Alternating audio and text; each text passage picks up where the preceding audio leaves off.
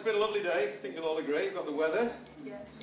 And well, thank you all for coming. It's, yeah, you as well. And it's glad that I'm glad you've all come to be witnesses at Abby's wedding and Tim's wedding. A great deal of effort goes into organising an event like this, and it's not forgotten the effort that you've all made to be here this day. Can you all hear me at the back okay? Yeah. Oh dear.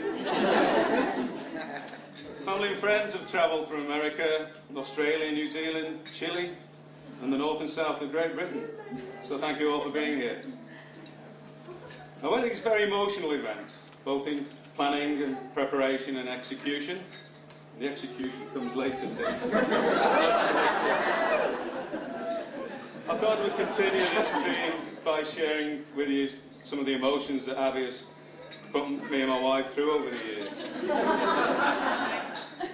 She was a planned child, in that we knew we would have a baby sometime. Conception was easy. Pregnancy was easy, well for me anyway. But birth was difficult. Heather just lay there doing a bit of pushing and cussing, and I was having to cover all the bases, gas and air, damp flannel, words of encouragement, chatting to the nurse, etc. But it didn't take too long. Abby couldn't wait to get into the world. She found her voice straight away, didn't have to have a bum smack, and has used it to good effect ever since. Tim has developed a coping strategy, I'm pleased to say, to deal with this. So the birth gave us amazement at what we had created, and a great sense of relief at all as well. But most of all, an overpowering feeling of joy. In fact, we named Abigail because it's an old Hebrew name meaning father's joy. Now that sounds intellectual, but we actually found it in a book.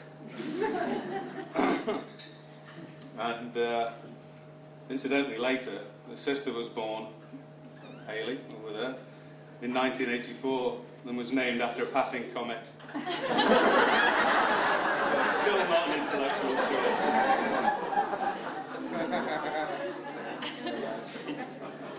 I'm going to, Abby's given me a time limit on this, of 20 minutes. No. So I'm going to jump 14 years to prevent being zapped by a cattle prod she now. And in those intervening years, Abby acquired all the social skills she now portrays: logical argument, compassion, manipulation, and a quick tongue that gets her out of trouble. One particular incident at the age of 14 brought all these skills to the fore.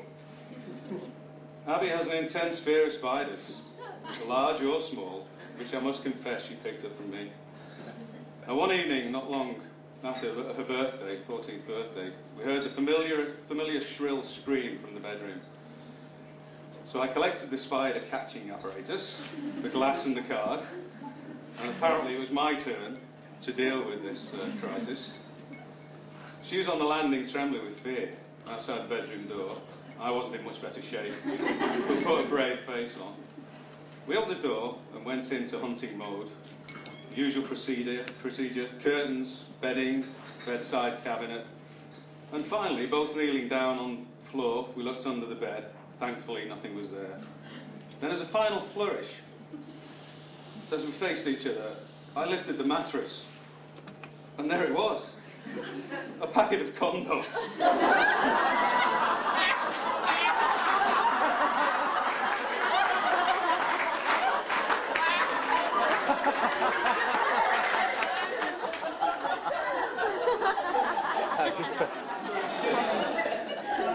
To give Abby her credit, quick as a flash, she said it was a joke, present from a friend.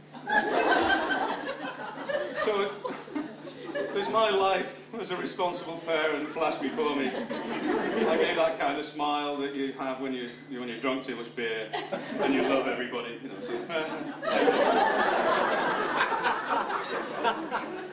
So we slowly lowered the mattress, and the spider was forgotten instantly. I stumbled downstairs to Heather and said, "You'll never guess what I've seen." She said, "Was it a big one?" I said, "I don't know, I didn't look that close."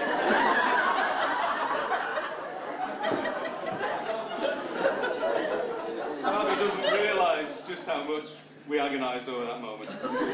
But we did believe her that it was a joke, and a friend of the day was very streetwise. And we decided, anyway, that underage teenage sex was preferable to drugs and all that kind of stuff. So we accommodated it.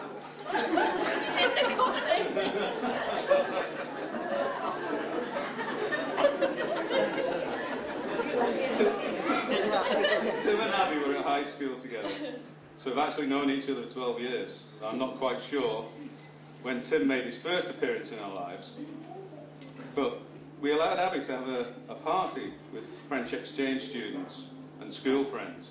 The house had just been extended, so we thought it looks like a building site, so they can't make it any worse. The bare plaster walls were a blank canvas to 15-year-olds, and this is where the first reference to Tim appears. Amongst the French graffiti and the graphic genitalia that's drawn is a heart with an arrow through it with Tim written in the centre. Now, Abby denied responsibility for this, but Tim obviously had an admirer, unless of course he did it himself.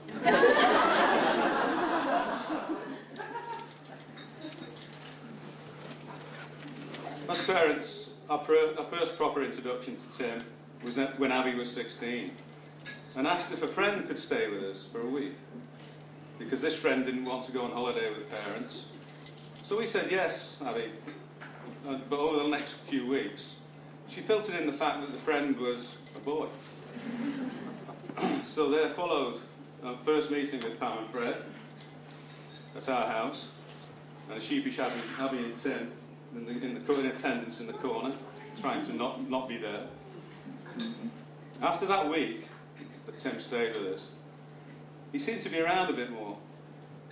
I hardly saw him, but you get telltale signs like falling over his trainers in the hallway, or seeing results from Manchester United in basketball on my computer.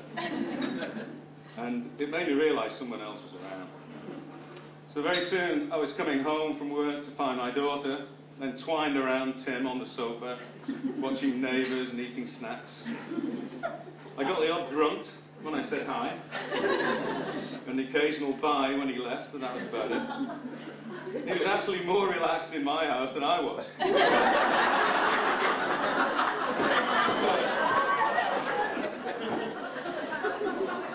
So I had to come to terms with this male territorial thing and possession rights to my daughter. But he seemed to make Abby happy, so that was fine with me. The main concern I have for my family is that they're happy, and then everything else flows from that. The one emotion men are not good at expressing is love and affection, apparently. It gets in the way of sports, beer drinking, and general masculine behaviour. But I've discovered it's quite useful to have these feelings in a marriage. So I naturally looked to this in Tim. We have a cat. So it doesn't get too bad. We have a cat called Taz. And Tim's attachment to this animal shows another side to his nature. Although he has an allergy to cats, he can't stay away from Taz, and through the sneezing and wheezing, he plays with her like a child. He's very concerned when she's ill, and he even had her at his house when we went on holiday this year. Now that's love and affection. Now if Abby gets 50% of that attention, she'll be more than happy. Abby's made a good choice in Tim. Over the years I've seen him in a sporting mode, a student mode, oh, that was a time, professional mode now, and more recently pictures of him in his feminine mode.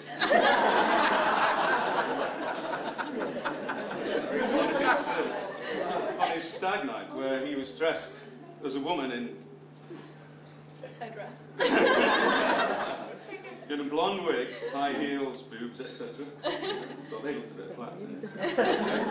By all accounts, he enjoyed it a little too much. But all in all, a well-rounded bloke he is. So that brings me up to date anyway, and coming to a close. Abby and Tim wanted to celebrate this day with friends and family, which is one of I think that's of great importance to them both. And so, on behalf of friends, family, I would like to give you our blessing and wish you both well in your future happiness. I'd like to raise a toast to that. We would all wish Abby and Tim all future happiness.